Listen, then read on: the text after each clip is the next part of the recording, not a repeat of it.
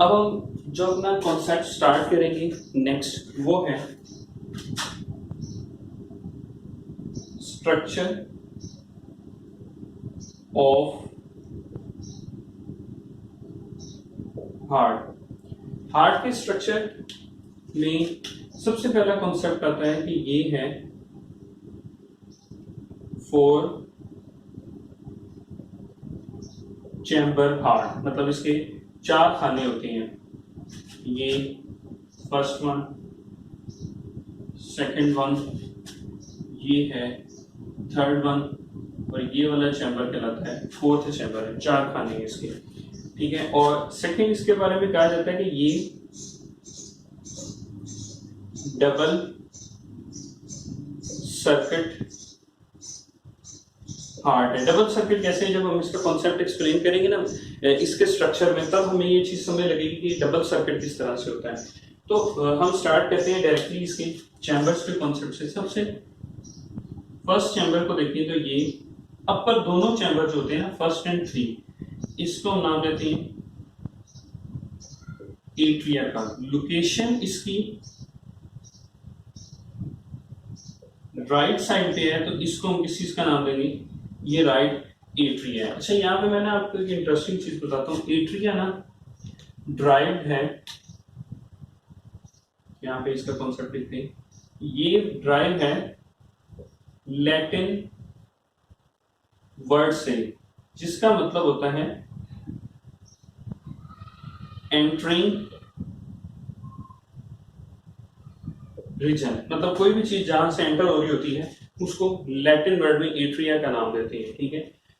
अब सेकंड जो चैम्बर है उसको नाम देते हैं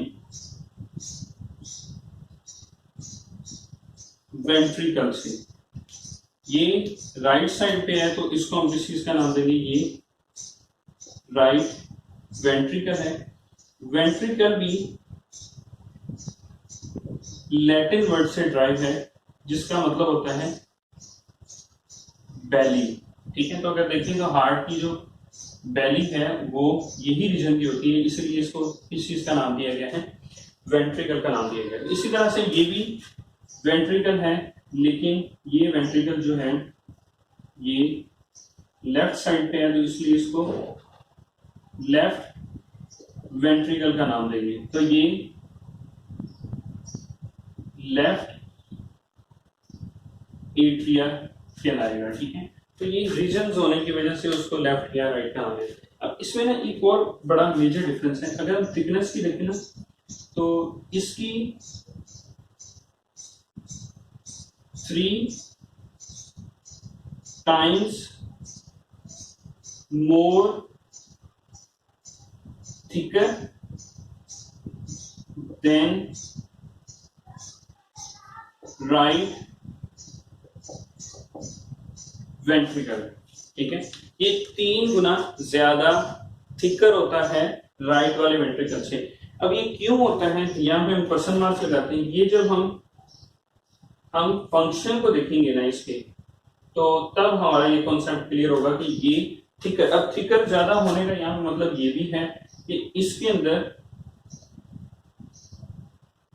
मसल्स के जो बंडल्स होते हैं वो भी क्या है, इसमें ज्यादा है। तो ये मसल के बंडल होने से, ज्यादा होने से ये थिक हो जाएगा, और ये 3 टाइम थिक है।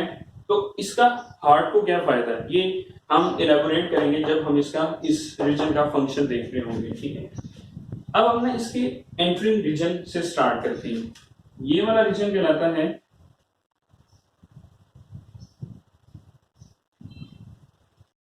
इंफीरियर। इंफीरियर का मतलब होता है जो चीज नीचे की तरफ होती है, ठीक है। इंफीरियर वेना केवा, ठीक है। अब ये इंफीरियर वेना केवा क्या कहती है, हार्ट की टूवर्ड डी ऑक्सीजनेटेड ब्लड लेके आएगी, ठीक है। डीऑक्सीनेटेड ब्लड कौन सा ब्लड होता है जिसके अंदर ऑक्सीजन की कंसंट्रेशन कम होती है क्योंकि इसमें से ऑक्सीजन ट्रांसफर कर दी गई है किसको, सेल्स को। तो सेल्स को ट्रांसफर करने के बाद ऑक्सीजन की कंसंट्रेशन में कमी हो जाती है, जीरो नहीं कह सकते, डी का मतलब यहाँ पे रिमूव होना है, तो कंप्लीटली रिमूव होना नहीं है यहाँ पे, ठीक है। तो ऑक्सीजन की कंसंट्रेशन कम हो जाती है, तो उसको हम किस चीज का नाम देते हैं, डी ऑक्सीजनेटेड ब्लड का नाम देते हैं। ये डी ऑक्सीजनेटेड ब्लड कहाँ कहाँ से आता है, इसके डायरेक्शंस कहाँ कहाँ से होती हैं। ये आएगा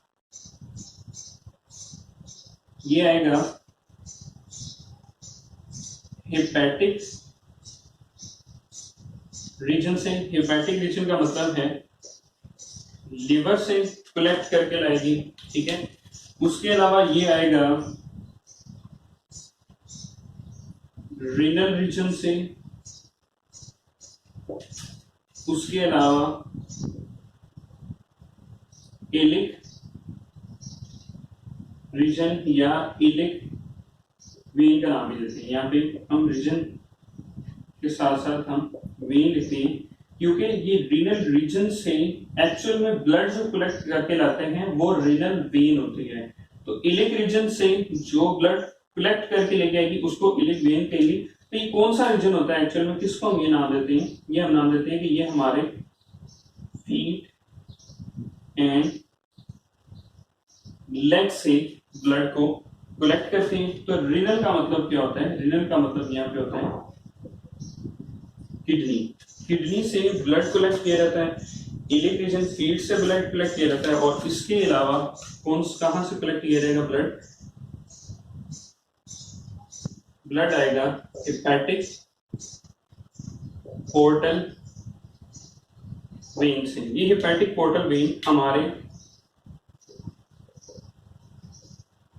डाइजेस्टिव सिस्टम से, उसके जितने भी सेल हैं उससे ब्लड को क्या करते हैं, कलेक्ट करते हैं। ये वाली hepatic portal vein, hepatic when, renal vein, iliac when, ठीक है, ये सारे के सारे ब्लड को कलेक्ट, ये सारी की सारी वेन जब इकट्ठी होंगी ना तो ये बना देती है इंफीरियर वेना केवा। तो ये नीचे की तरफ से ऊपर ही आएगा, ठीक है। तो ये नीचे की तरफ से इंफीरियर डाउनवर्ड, नीचे की तरफ से ये सारी वेन्स इकट्ठी करके ब्लड किसमें डाल देती है, इंफीरियर वेना के बाद इधर डाल देते हैं, ठीक है। अब हमारे पास एक और रीजन होता है जिसको हम नाम देते हैं यहाँ पे सुपीरियर वेना केवा, ठीक है। ये सुपीरियर वेना केवा क्या करती है, ये सुपीरियर वेना केवा, सुपीरियर का मतलब होता है अपर, ऊपर की तरफ से। तो arms, shoulders and head region से जो ब्लड कलेक्ट करती है सुपीरियर वेना केवा कलेक्ट करती है। आर्म की सारी वेन्स, शोल्डर की सारी वेन, हेड की सारी वेन्स इकट्ठी होके किसमें कन्वर्ट हो जाती हैं, सुपीरियर वेना केवा में। Hepatic portal vein, hepatic when, renal vein, iliac when, ये सारी की सारी वेन इकट्ठी होके किसमें कन्वर्ट हो जाती हैं, इंफीरियर वेना केवा में, ठीक है। तो ये superior and inferior vena cava सारे का सारा ब्लड ट्रांसफर कर देते हैं, किसकी तरफ ट्रांसफर कर देते हैं, ये करेंगे राइट एट्रियम की तरफ। अब मैंने कोड बताता हूँ, हमारे यहाँ कॉमनली जो ब्लू कलर का कोड होता है ना, ये ब्लू कलर का कोड यूज किया जाता है डी ऑक्सीजनेटेड ब्लड के लिए, और जो रेड कलर का कोड होता है ये कोड शो करता है ऑक्सीजनेटेड ब्लड को। तो मैं जो ब्लड का फ्लो शो करूंगा वो उसके कलर कोड्स के साथ शो करूंगा। तो यहाँ पे ये ब्लड को क्या कर दिया गया,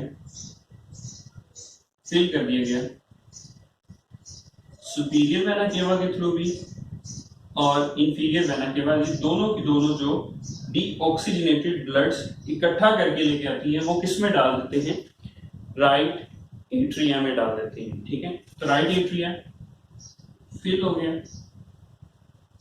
ब्लड के साथ। ठीक है, इसके अंदर ब्लड फिल कर दिया गया। अब इसके बाद ना एक सेकेंड कॉन्सेप्ट आता है जिसको समझना बहुत जरूरी है, ये जिसको ब्लू कलर से इन सर्कल किया गया, इसको जरा साइड पे समझते हैं। इसको कहते हैं हार्ड वॉल्स। वॉल्स ये दो तरह के होते हैं, एक ये डायग्राम के अंदर बना हुआ है, ठीक है, इसको हम साइड पे बना लेते हैं। ये है एक ये वाला हार्ट क्या हमारे पास टाइप है जिसमें, और एक ये वाली टाइप होती है हमारे पास, इसको कहते हैं बाई कस्पिड्स। इसको हम नाम देते हैं ट्राई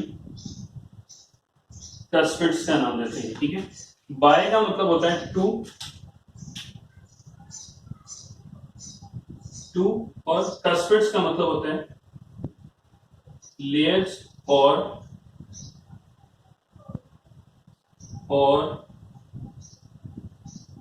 फ्लैप्स।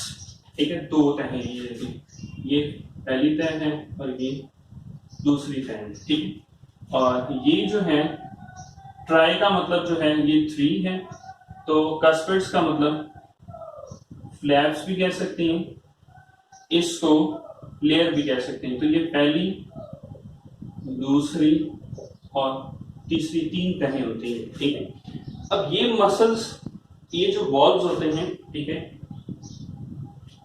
ये वॉल्व्स यहां पे अटैच हैं ये एक लिगामेंट्स के साथ, जिसको हम नाम देते हैं कॉर्डिया टेंडिना। कॉर्डिया टेंडिना क्या होता है, ये यहाँ पे इसको जरा हाईलाइट कर देते हैं। कॉर्डिया टेंडिना क्या होता है, ये कोलेजन्स के फाइबर्स, ठीक है, धागे होते हैं। कोलेजन, कोलेजन एक प्रोटीन होती है, ठीक है, उससे मिलकर बने हुए धागे होते हैं। ठीक है, जो किसके साथ अटैच है, जो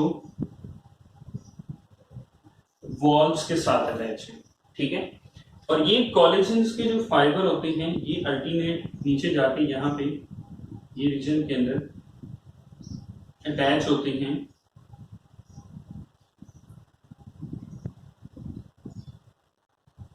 कैपिलरी मसल्स के साथ। कैपिलरी मसल्स के साथ कॉर्डिया टेंडिना अटैच होते हैं, और कॉर्डिया टेंडिना अटैच किसके साथ होते हैं, वॉल्व्स के साथ अटैच होते हैं।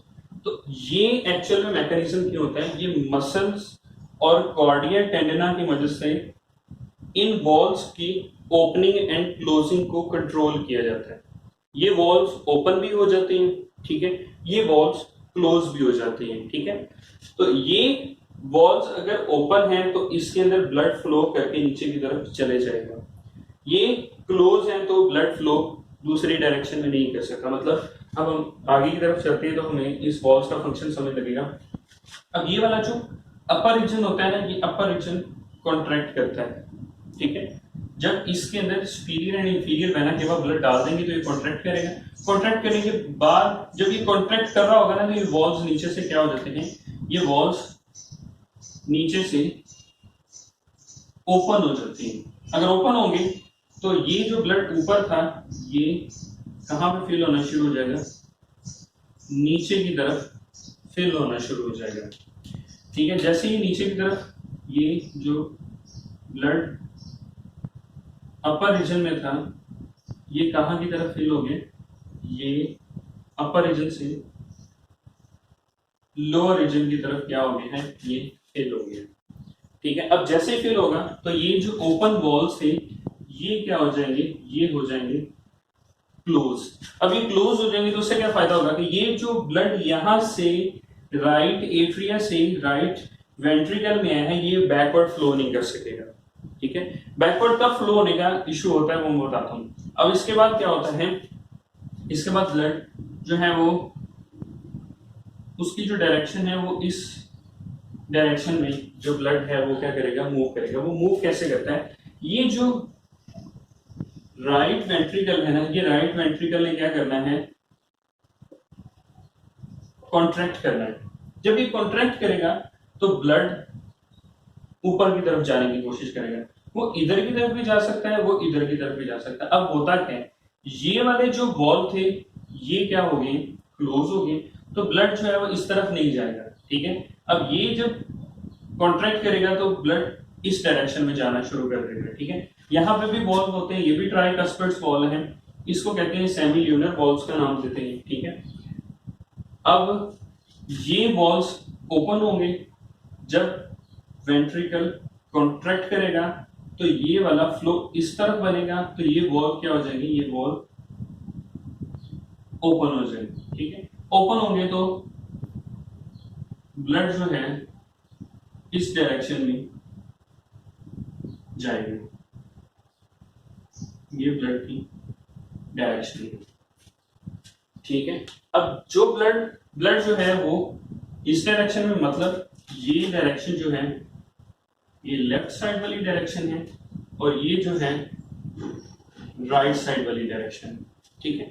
अब ये जाना इसने किसके थ्रू है, अब इसके बाद कॉन्सेप्ट स्टार्ट होता है पल्मोनरी सर्कुलेशन का, ठीक है। ये पल्मोनरी सर्कुलेशन होती क्या है, पल्मोनरी वर्ड से स्टार्ट करते हैं।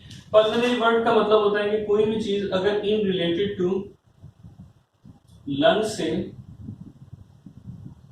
रिलेटेड है तो उससे के लिए हम कौन से टर्म यूज करते हैं, बायोलॉजी में पल्मोनरी का वर्ड यूज करते हैं। तो यहां तक जब ब्लड पहुंच जाएगा ना यहां से, इससे आगे जो कॉन्सेप्ट स्टार्ट होता है वो होता है पल्मोनरी सर्कुलेशन।